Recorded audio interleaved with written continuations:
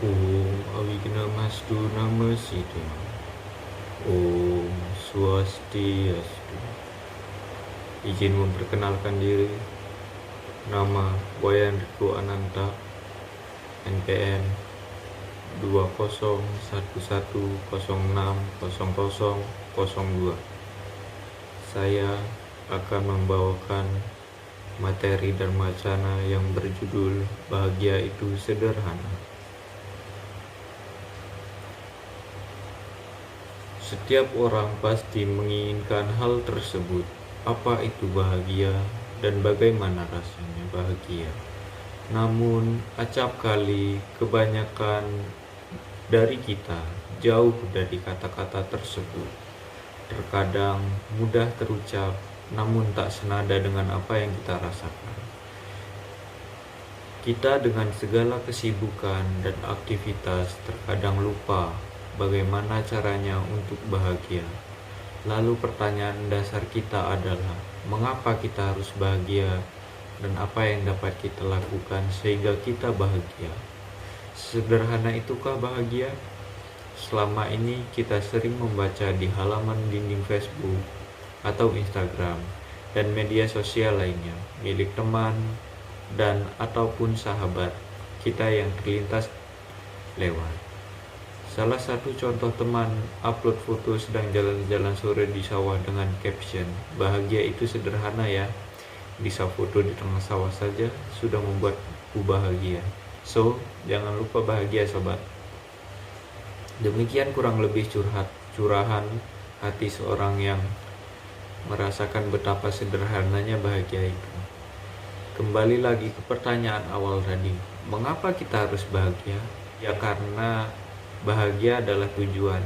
Jika kita sadar dengan apa yang kita miliki saat ini, kekayaan, rupa, kemewahan, gelar, jabatan, dan lain sebagainya, kita berpikir sudah mencapai tujuan. Ternyata tidak.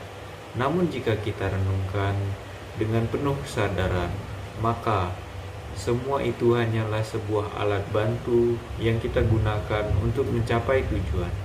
Begitu juga halnya dengan kelahiran kita ke dunia ini, merupakan sebuah media yang kita gunakan dalam mencapai tujuan, yaitu kebahagiaan lahir dan batin. Kelahiran manusia dalam pandangan Hindu adalah sebuah kesengsaraan yang disebut sebagai samsara atau punarbawa. Namun, melalui kelahiran pula lah manusia diberikan kesempatan untuk mencapai tujuan. Sesuai tujuan agama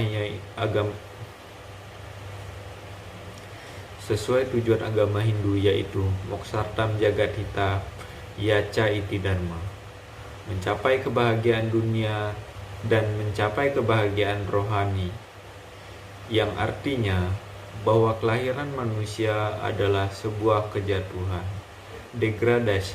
Namun melalui kelahiran pula lah manusia mampu meningkatkan kualitasnya, atau graduation. Dilahirkan menjadi manusia amat patut kita syukuri, karena hanya dilahirkan menjadi manusia yang utama dibandingkan makhluk ciptaan Tuhan lainnya. Sarasa Mucaya Sloka 2 mengajarkan kepada kita, Manusu Swaruabutesu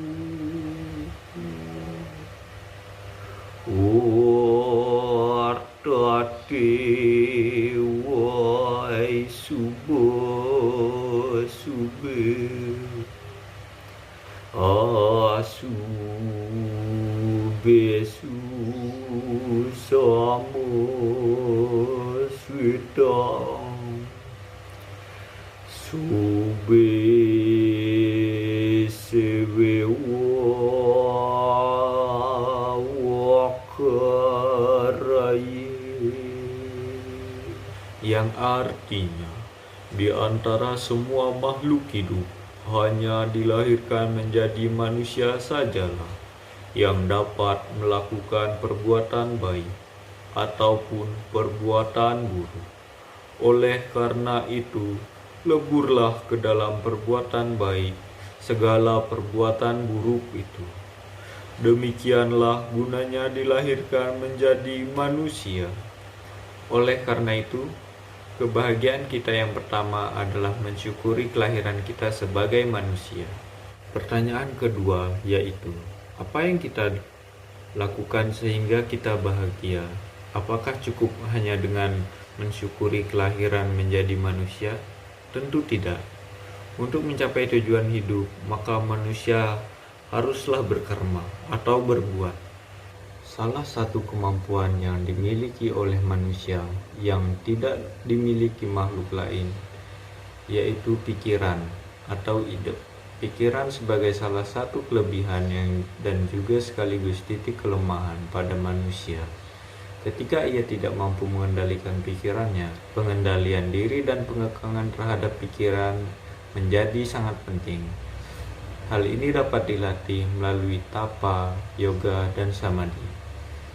Oleh karena itu, agar kita merasakan kebahagiaan dalam hidup, maka pikiran, manacika harus senantiasa disucikan sehingga kita akan mampu berbicara wacika yang baik dan akhirnya pun kita akan mampu melakukan perbuatan kaika yang jujur dan baik pula.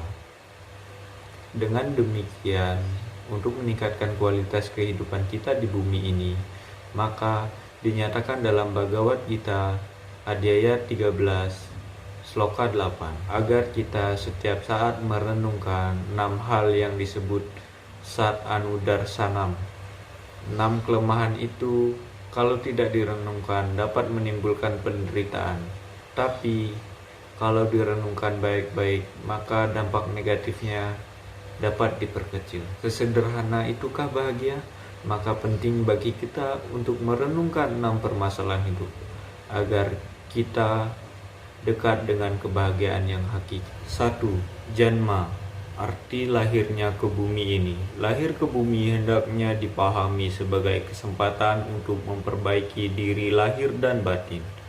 Kelahiran ke bumi ini siogianya dipahami dengan baik melalui perenungan berdasarkan petunjuk kitab suci dan ilmu pengetahuan. Dengan perenungan itu akan diperoleh wawasan hidup yang baik dan benar.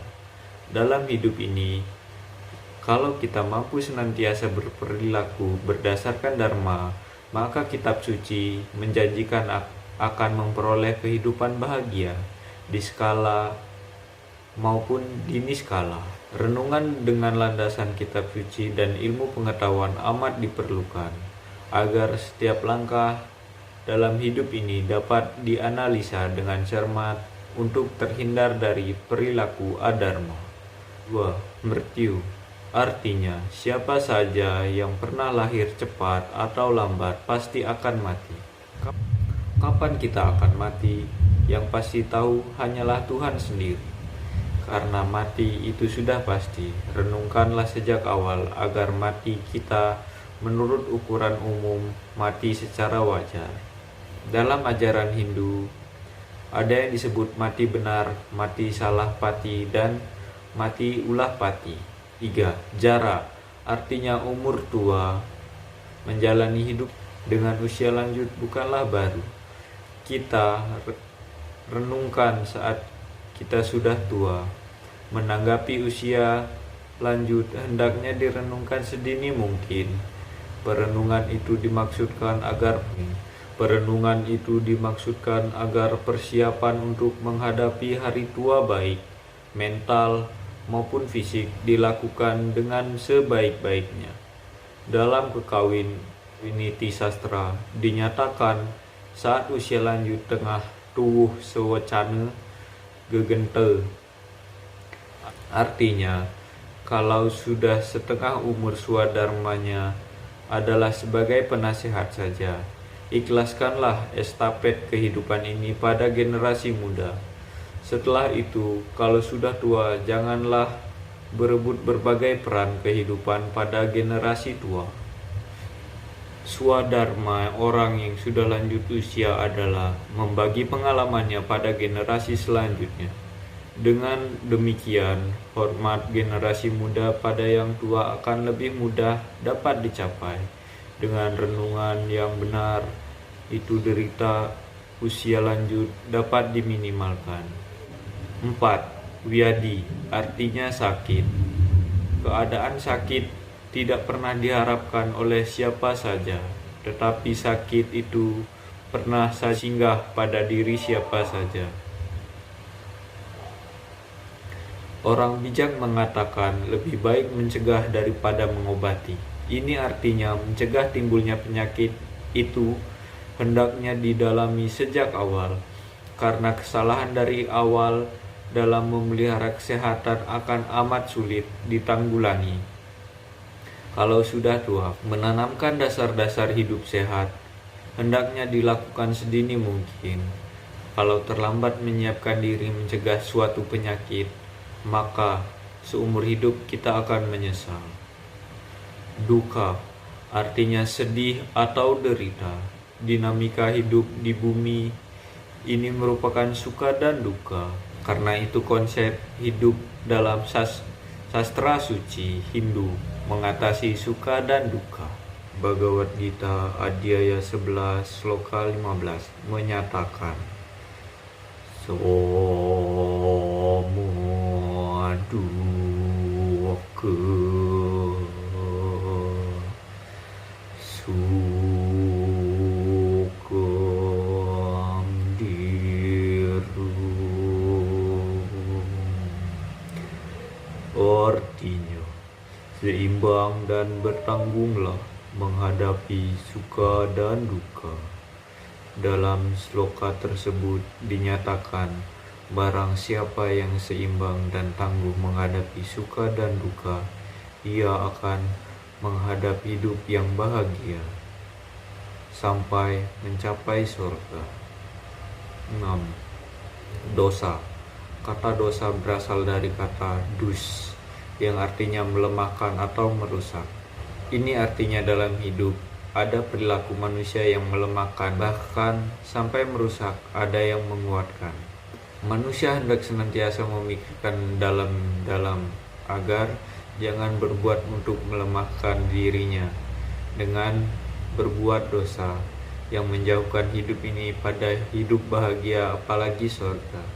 Dengan merenungkan apalagi berbuat, kita akan lebih mampu menghindari dosa.